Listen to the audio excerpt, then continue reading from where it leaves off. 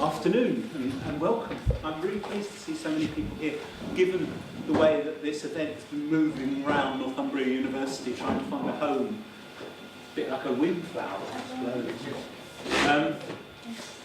How nice to see you all, and this is the last presentation in the series of conversations, talks that Alec has organised as part of his time as a leading human artist in residence at Northumbria University. And I think maybe this is just a moment to say, as the residency draws to a close, perhaps it's important to just note that there's going to be an exhibition in Gallery North that arises out of the residency, so that's something to look forward to in the future. There's also, we hope, a book eventually. Confirm that in a moment. Oh, good. I'll leave Alec to tell you some of the sort of future planning and what's coming out of the residency. I just want to quickly say, as this is the third, what's been really good about this series has been the opportunity to bring into the fine art environment through Alec's agency. Really interesting people working on environmental issues, but always with some sort of commitment to these aesthetics in the largest kind of sense of the word, as a kind of debate. And Alec is going to finish this series with a discussion about his own practice in relation to that. I think that's what you're going to do to it. So, yeah. And this is an opportunity just to sort of round up and have a discussion about things that have come up. Just to remind you about some of the people that we've seen in the past, like Malcolm Fraser, the architect, working on environmental issues in terms of city planning and building architectural structures in cities. Owen Jones, a cultural geographer, who's been at 2 sessions and talked a lot about the nature of the environment from a cultural and sort of psychogeography sort of perspective. And John Thorne's talking about cultural meteorology. That was a really interesting area. And so the series of events has covered this kind of ground, in some ways building on ideas that are already kind of floating around in the fine art environment at Northumbria, really helping to focus it. And that has been what's the sort of real interest for me in attending these sessions. Anyway, I'll hand over to Alec now and let him handle it and take it forward in his particular way. And I look forward to hearing your views and comments on it. And there is a blog where you can always respond to some of the things that get said or keep up with the project. Okay, thank you. I think one thing to say is that the blog extends the conversation quite extensively.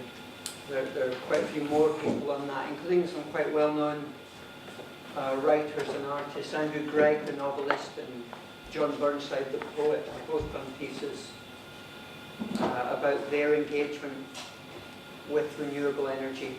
John quite anti-wind turbines, and Andrew talking about wave energy in Orkney, which he used as a key motif in his last but one novel, in Another Light, which is the first, as it were, non-science fiction employment of a renewable in a work of fiction that I'm aware of, certainly in a work of writing, or maybe something in terms of film.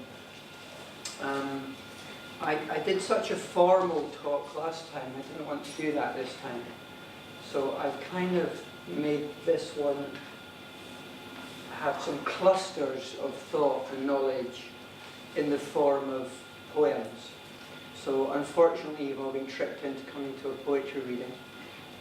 And there will be 3 or 4 different condensed pieces that have come out of the project. And in between that I wanted to be more chatty and I hope allow other people to jump in, because I know some of you have been at all the talks, some at once, some of you it's the first time, but I don't know all of your practices, so part of the point of these things is that you can bring in your expertise. And one of the things I was thinking about today was expertise, technology, and our relationship to those things as artists or poets. The last talk was really a kind of investigation of technology as in renewable energy technology, and the technology of viewing, of perception. How do we look at things? And I tried to draw some connections between how we might think about wind towers, as I call them, wind farms, and how we might relate them, for instance, with Neolithic sites. And was that a useful way of bringing a body of knowledge to bear, which wind energy developers never refer to? It's a general truth with wind energy that it has a great lack of consciousness of itself. In being a very visible energy, it also seems to try and hide itself, if you like. The most you seem to hear from wind energy companies is to trumpet community work they do. But they certainly don't seem to have a particular confidence about the objects that they're putting up in the landscape. They never seem to refer to them as beautiful, although some viewers perceive them as in that way. In that last talk, I also talked about people that have a relationship with this department, like John Latham, who did such interesting work in terms of Niddrie women, the shale bings at Niddrie, which he, in a very eccentric and wonderful way, rediscovered as Neolithic sites. Now, Craig Richardson is one of Britain's experts, I think the world's experts on Latham's work. And it brings to mind another thing I'm going to talk about today, which is how as artists sometimes we use a misunderstanding or an understanding from an angle to gain a new awareness of a thing. So Latham knew that those were 19th century objects, but he fulfilled them in a new way by seeing them as if they came from 3,000 or 4,000 BC. And he did that only because he had aerial photography, a kind of paradox in that. Because he had access to those photographs, he could see the shale things from above, and they could emerge as being a new object, have a new value, have a new energy even. And Latham had no idea that fracking was going to become a word in our culture. I don't think many of us had heard of fracking until a year ago. So suddenly the bings at Niddrie, the shale, rediscovers a whole new impetus and relevance, simply because technology comes round in circles. I'm also going to refer to some motifs of the north and northerners, which Izan is an expert in, so you can heckle me about that. But one of the interesting things about renewable energy that I've referred to before is how it shifted our paradigm of where the future is located. For instance, the fact that Orkney can now set up itself not simply as a landscape to be exploited, as say the Highlands were in terms of hydro energy, but actually Orkney can see itself as on the cusp of a scientific technological revolution. I think that's very interesting that our new technologies can be located in a little town of 2,000 people, which doesn't even have a university. And I think that's a fascinating new sense of the cusp of Britain and what that means. And there are various other conversations in Shetland and the Hebrides about how they relate to these new energy possibilities. And obviously within that there's also the moment where one chooses to say stop, that's enough. And that's part of the discussion. What is the cultural value of a landscape as opposed to its economic value? remains a concern which we're trying to separate from the kind of imperialism of economics, which is doing quite well at the moment on budget day. So just to come back to a first beginning point for me, I was reading a panel discussion about technology that some poets were having. And how do we relate to that as artists or poets? How do we discuss a subject which we're not experts in? And is it perhaps one of the interesting characteristics of the arts that we feel a permission to attempt to describe things when we have no actual understanding of how they work? I'm not showing you at the moment, but I can show you windmill turbines. I couldn't explain to you how they work, and I don't see that as part of my role. There are many, many, many, many books on wind energy for geeks and technologists. There's only one I know of that has any aspect of cultural geography, myth, symbolism. Now that's a very unbalanced view, but it's an interesting thing to think about why we, I'm thinking of your work here, Lucy, how we feel a permission to access territories, domains, technologies, without feeling we need to understand them. It might be particle physics, it might be sound. There's so many of these aspects that we all live with. That collider under the ground in Switzerland. And if we want to make contemporary art, we feel we have to in some way touch upon these things. And yet very few of us go far into the specialism. And as a poet, some of the vocabularies I'm most interested in are specialist vocabularies. I'm doing a project about sky just now. So when I'm doing that, I have the specialist vocabulary of Gaelic, but I also have mountain climbing. The strange condensed language that climbers use because they have to be quick and because they like rocks. So I'm going to go into those different vocabularies. And that's something I'm always very aware of, the way that these overlapping fields. And wind energy has some beautiful words of its own. Yaw and furrow and words like that, as well as the language of electronics, transistors and so on. So how do we gain entry to those specialist worlds, and what do we do when we get there? And I suppose one of the main ways we work is analogy, and Chris referred to it already, that one of the ways I've found of working with this technology is analogies of form. So I see them as windflowers. And what does it do to say that? And I'm going to start by looking at some of that idea about the analogies between nature and technology.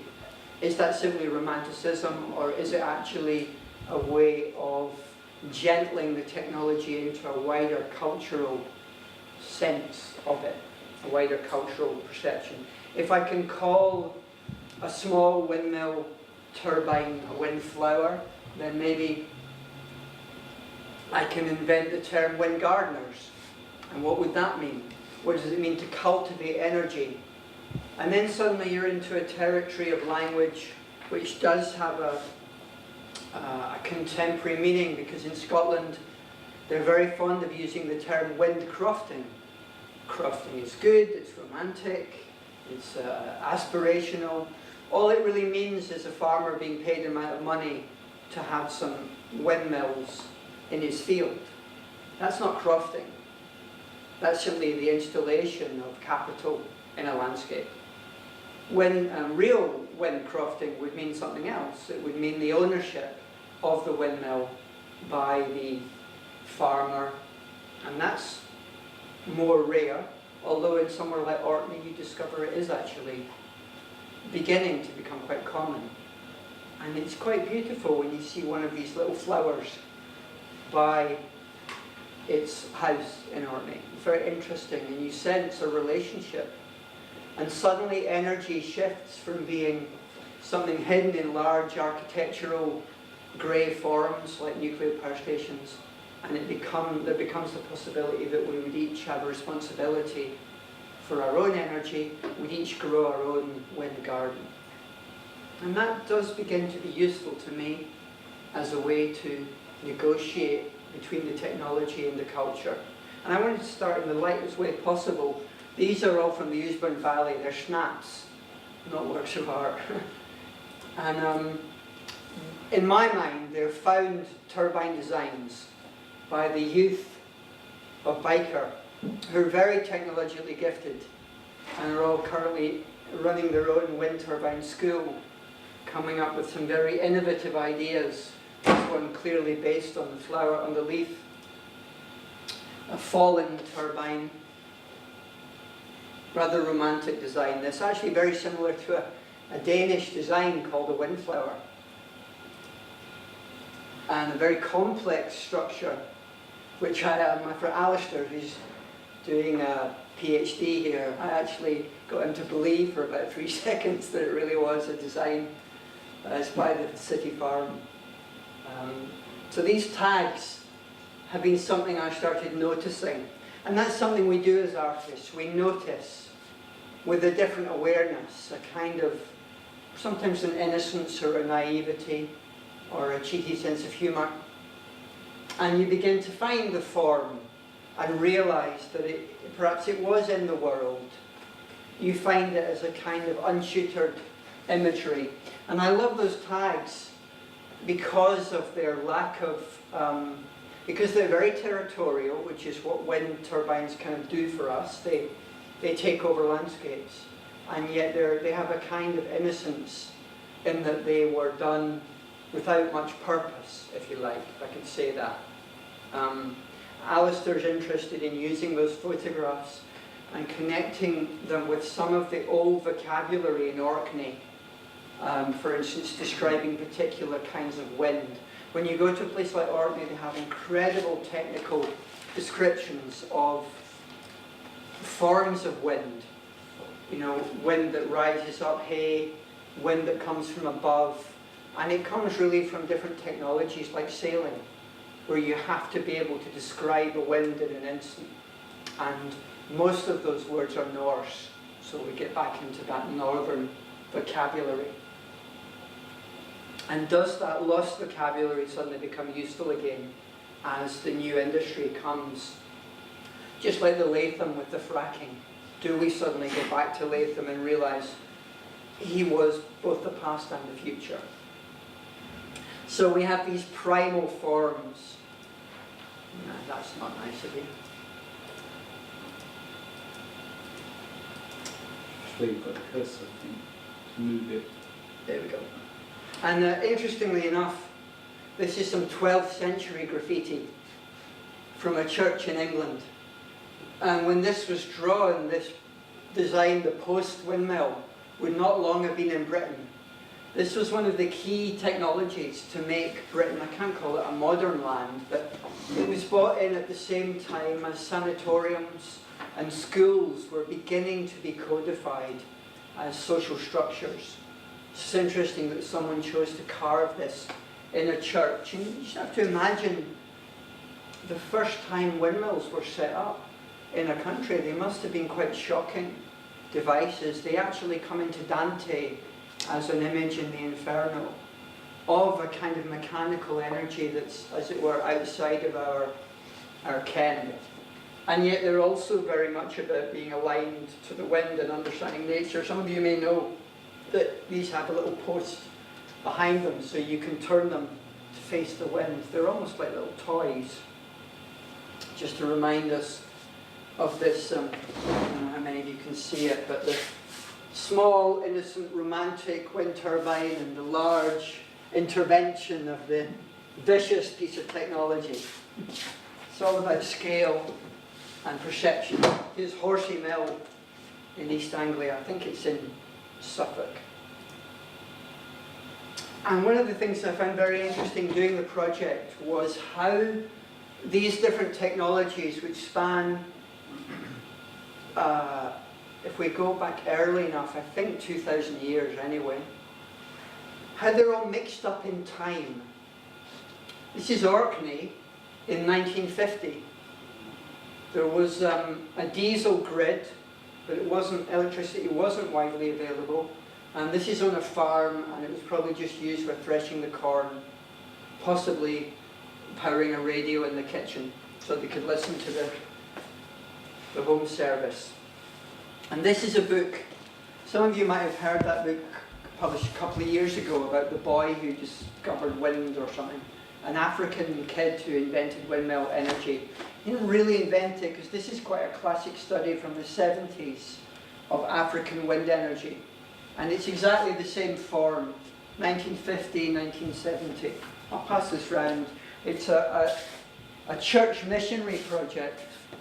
And this style of windmill is called a Cretan windmill, because it's been going since ancient Greece. It's essentially a sail. So it's a sharing of technology from the sea to the land. As I say, one of the things I found interesting was the common forms which can coexist for thousands of years and then, say, within a span of 20 years, be radically overhauled. So on Papawestry, where this is in Orkney, you'll now find, I think Papawestry's got one, a large windmill powering the whole island, if not actually exporting energy. So that's a very short jump. And yet also it reminds us of